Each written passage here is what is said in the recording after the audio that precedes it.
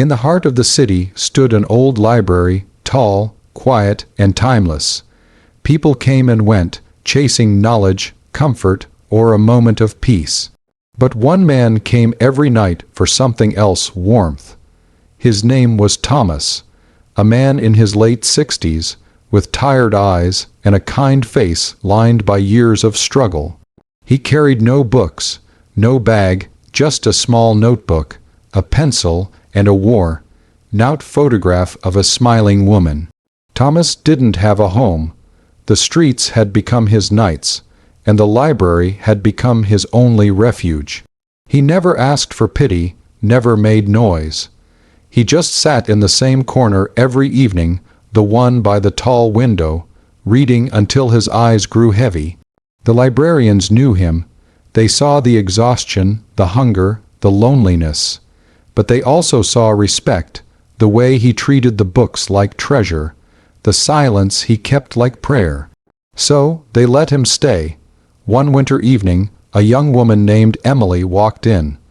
A university student, full of energy and compassion, carrying her textbooks and dreams. She noticed the old man immediately, his coat torn, his hands trembling as he turned the fragile pages of a book. There was something about him, a quiet dignity that broke her heart. The next evening, she brought 2 cups of tea and a sandwich. She placed them gently beside him and whispered, "For you." He looked up, startled. No one had spoken to him like that in years. At first he refused, but she smiled and said softly, "You'd be doing me a favor. I always make too much." He chuckled. "I sound dry and uncertain, but real." That night, for the first time in many years, Thomas didn't sleep hungry. The following evening, she came again. And the next, and the next. They began to talk quietly between the turning of pages. He told her about his late wife, Margaret, a teacher who had loved this very library. She used to say, he whispered, "A library is proof that love and learning never die." Emily listened, eyes glistening. Sometimes she'd read to him. Sometimes he'd share bits of poetry from memory, verses about hope, faith, and love that endures. Weeks passed. Thomas started helping around the library, arranging books, dusting shelves, fixing things quietly without being asked. He belonged there again, not as a visitor, but as part of its heartbeat. One cold January morning, the library staff found a small envelope on Emily's favorite desk. Her name was written on it in shaky handwriting. Inside was the old photograph of Margaret and a note that read, "Thank you, Emily, for seeing me when the world had forgotten I existed, for reminding me that kindness still lives in quiet places. I'm going home, not to a house, but to her. Don't be sad. Keep reading and keep being kind. That's how people like us live forever." Emily cried as she read those words. Thomas had passed peacefully that night, right there in his favorite chair, surrounded by books, warmth, and memories. Days later, the library placed a small plaque above that corner. "In loving memory of Thomas, the man who reminded us that every story, no matter how lost, deserves to be read." Because sometimes the greatest chapters in life aren't written in ink. They're written in kindness, in hearts that remember, and in the quiet corners where forgotten souls find peace again. Every evening, Emily would come to the library after her classes, her favorite escape from the chaos of the city. The warm lights, the quiet whispers of turning pages, it was her sanctuary. But one night, something felt different. In the far corner, by the large window, sat an old man she had never seen before. He was reading a book upside down, his hands trembling slightly as he turned each page. A torn coat clung to his frail frame, and beside him lay a small notebook, a pencil, and a faded photograph. At first she thought nothing of it, but as days passed, she realized he wasn't really reading. He was simply being there. Night after night, he sat in that same spot, staring at books with eyes that carried more stories than the pages themselves. And every night, when the library closed, he'd quietly slip away into the cold.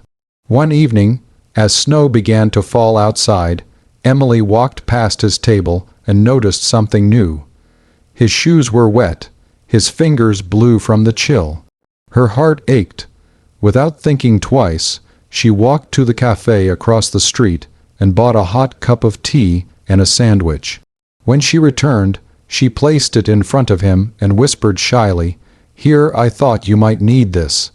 The man looked up, startled, confused, then grateful.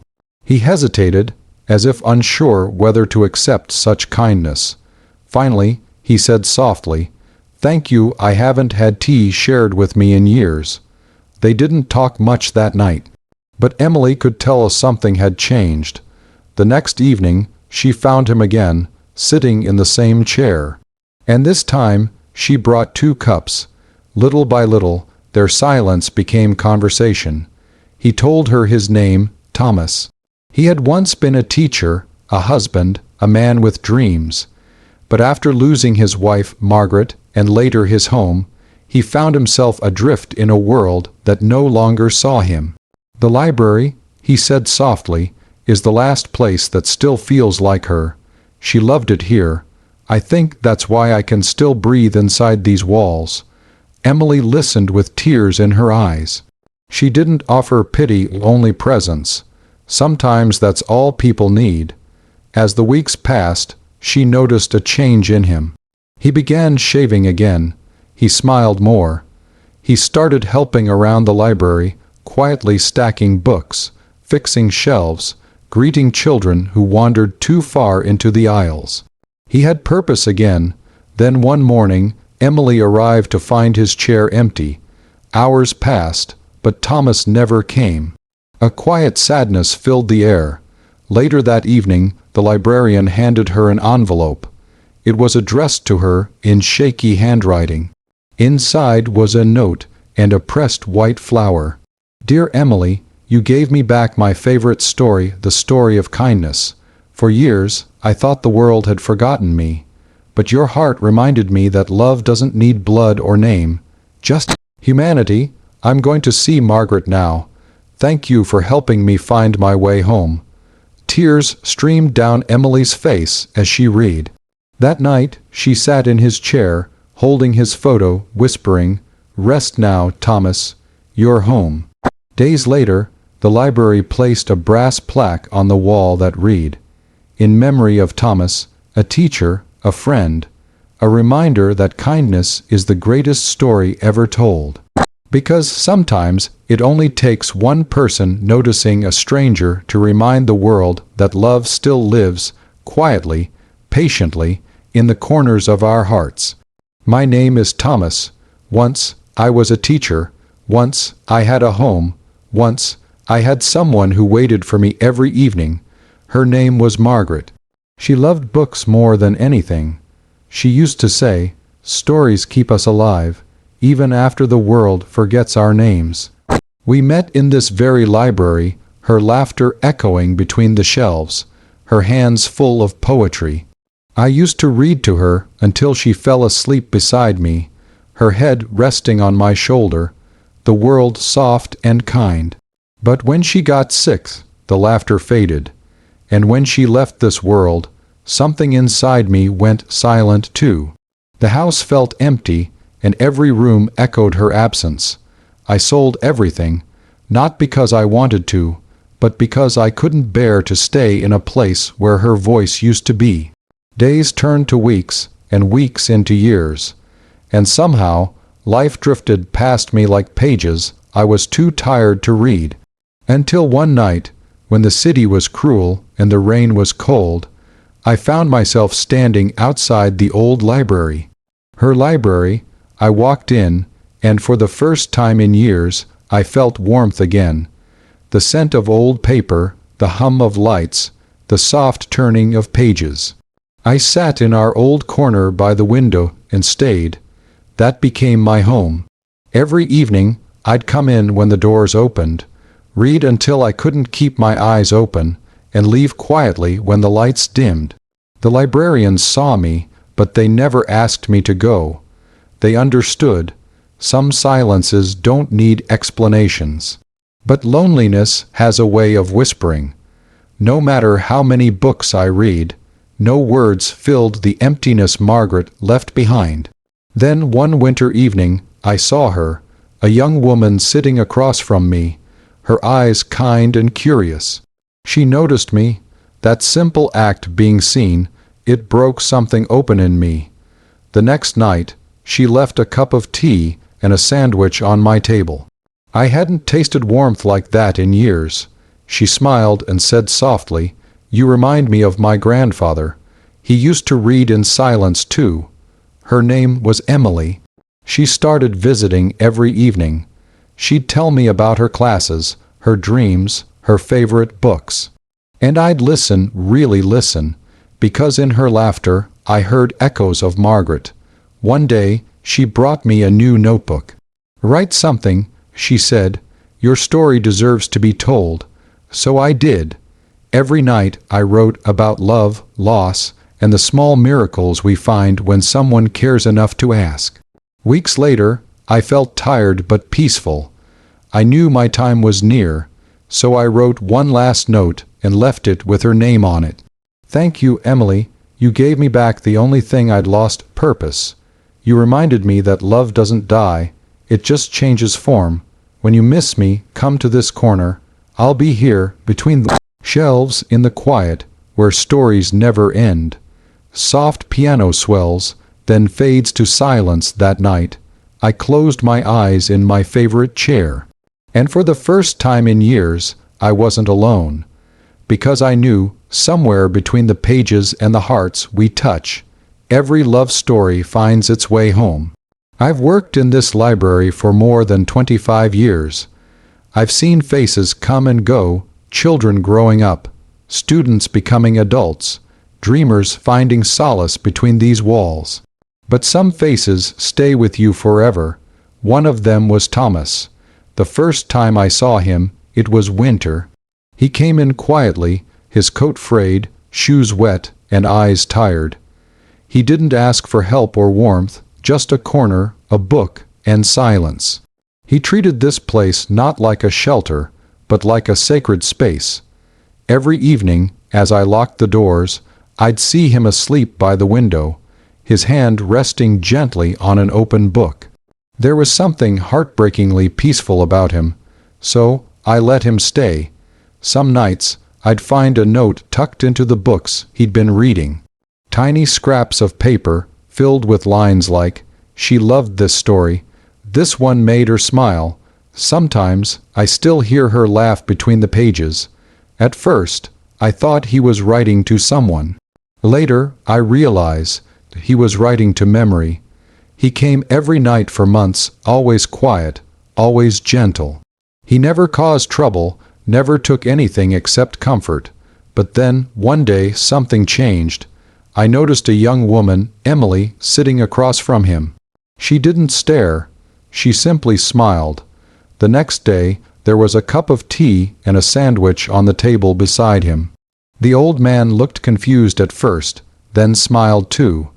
I watched their friendship grow like the turning of pages, slow, patient, and beautiful.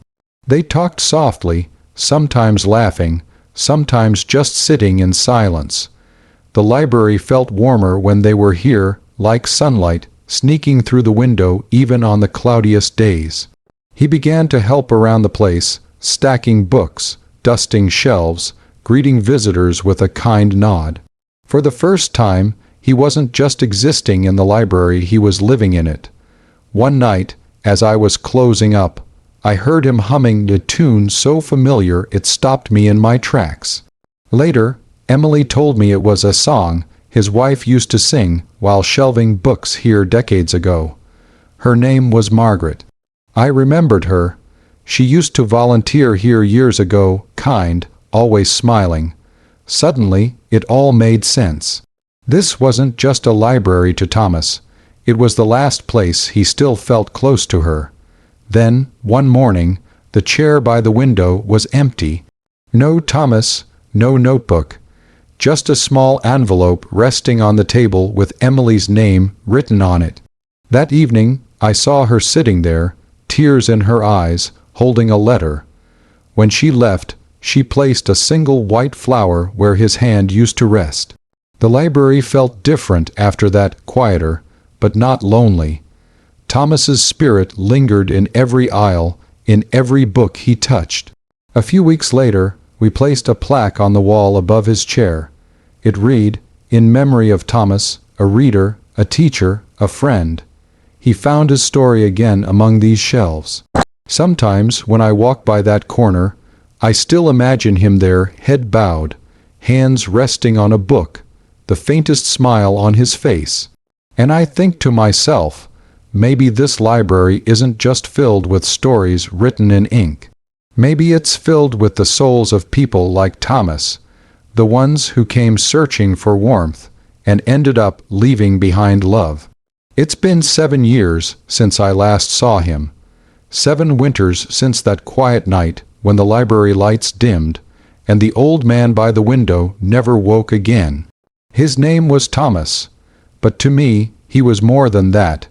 He was a story, a lesson, a gentle reminder that kindness can save a soul, even when the world forgets it. I still remember the first time I saw him. I was 20, exhausted from university exams, searching for silence. And there he was sitting alone in that corner seat, eyes half closed, surrounded by piles of books, as if they were old friends. Something about him drew me in. He looked lost, but peaceful, like someone waiting for the end of a chapter he didn't want to finish. The next night I brought him tea. He smiled a small, trembling smile that said more than words ever could. That's how it began, a friendship born in whispers, teacups, and the quiet hum of a library that never judged either of us. He told me about Margaret, his wife, how she had loved the library more than any place in the world. She used to say books don't just hold stories. He said once, they hold people, and as long as someone reads, we're never really gone. He used to write little notes and leave them tucked into books, messages like, "Keep going, you're stronger than you think. Someone once loved this story, and maybe they'd love you too." I started doing the same. Even now, years later, when I visit this place, I still hide small notes between the pages. I like to think Thomas would smile at that. After he passed, the librarians placed a plaque above his chair. It reads, "In memory of Thomas, the man who taught us that kindness is the most beautiful story of all." I touch it every time I come here. It's warm, maybe from the sunlight that pours through the window, or maybe because his spirit never really left. Sometimes, when the wind rustles through the shelves, it almost feels like he's still turning the pages somewhere nearby. It's funny, I came here once searching for quiet. Instead, I found a voice that still echoes in my heart. Because of him, I changed. I stopped rushing. I started seeing people, really seeing them. The lonely man at the cafe, the woman sitting alone at the bus stop, the child walking home without a smile. I learned that a single act of kindness can rewrite an entire story. Now, I'm a teacher. Every year, I tell my students about a man who slept in the library, and how he taught me that no one is ever truly forgotten if they're loved, even by a stranger. I show them his chair, and we all sit in silence for a moment. The sunlight always falls perfectly on that spot, almost like the universe still saves a seat for him. Soft piano swells warm and reflective before I leave. I whisper the same words I told him years ago. Thank you, Thomas, for reminding me that kindness doesn't end when the story does, it lives on in every heart it touches. And as I walk out into the evening light, I smile, because I know somewhere, between the shelves and the whispers of old paper, he's smiling too.